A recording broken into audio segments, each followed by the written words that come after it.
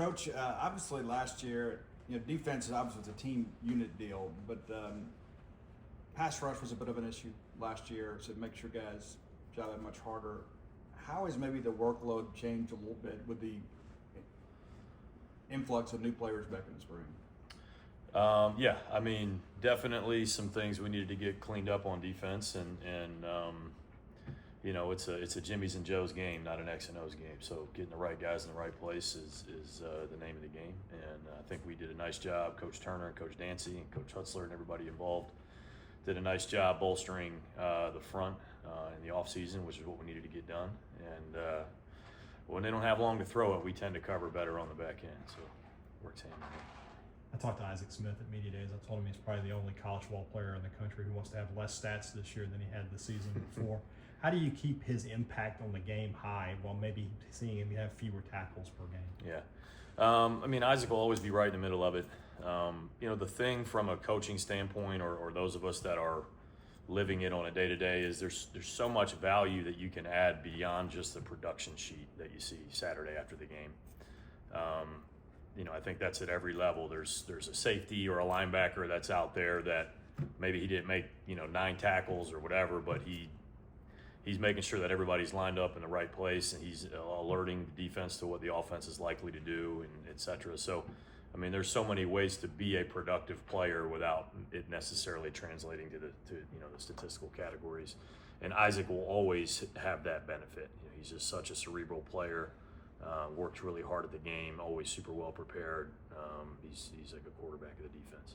Where do you foresee his role this year? Obviously, he's a versatile guy, Isaac, that can play different spots. Yeah. I mean, I think you said it. I think it's versatile. I think it's different spots. I think, the name of the game on defense is to try to make the offense left-handed. And when we can put Isaac in a position that tilts things in our favor, that's what we're going to do.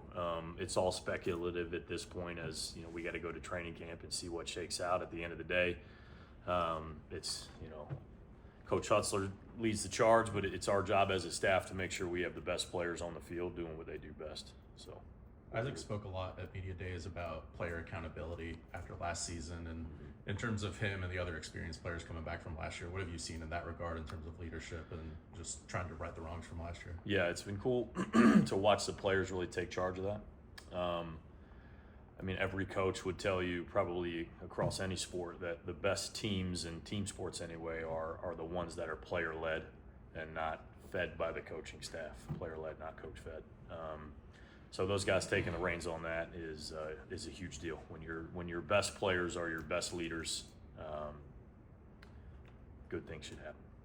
What kind of player is Jerron Manning? What do you kind of see his role being this year? Yeah, a great one. He's a great player.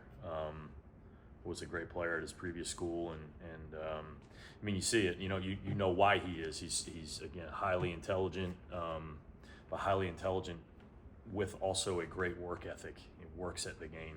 I tell the guys all the time at this, everybody's fast, everybody's big, everybody's strong, everybody can jump, everybody can cover, everybody can tackle.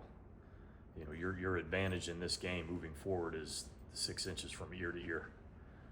If you can recognize formations and understand situational football and have a pretty good idea of what's coming and how within whatever defense that we have called, how you need to get us adjusted to have a successful down, those are the guys that play a long time, and 40 times and, combines and those things, those are fun, don't get me wrong, but at the end of the day, I mean, it's 11 on 11 football, and a guy that knows what's going to happen and can communicate that to the defense is invaluable, and that's the kind of thing that Jerron brings. Jabri Stewart is a very interesting guy, very interesting story. I know he can play multiple positions too. I mean, what have you seen from him? What impact do you expect from him? Yeah. Again, time will tell. It's hard to say exactly what you anticipate from a guy just from a spring. So, I'll reserve the right to form another opinion after training camp. But he's definitely a run and hit guy, super coachable, awesome young man, extremely explosive. I mean, like, right away, if I was going to say, pound the table and say, this is what I expect him to be a demon for us on special teams at the very least.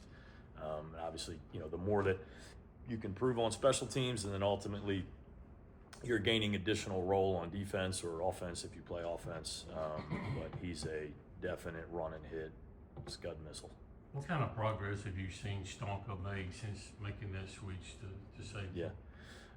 Huge strides, huge strides. But I would just say, you know, the caveat to that is I don't care who you are.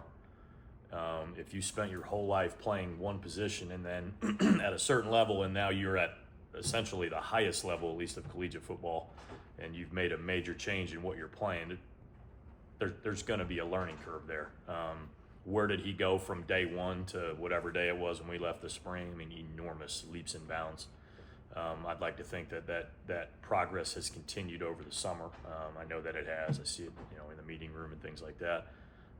So looking for a big training camp from him, and we just all need to understand that, particularly at safety and linebacker and some of the higher processing positions, that there is no substitute for a guy that's taken 10,000. I mean, how do you become a master of anything, right? 10,000 hours. So, you know, when you don't have as many hours or as many reps under your belt, it's just, you know, there is no substitute for those reps. But we're very pleased with the progress he's made and extremely excited about the future.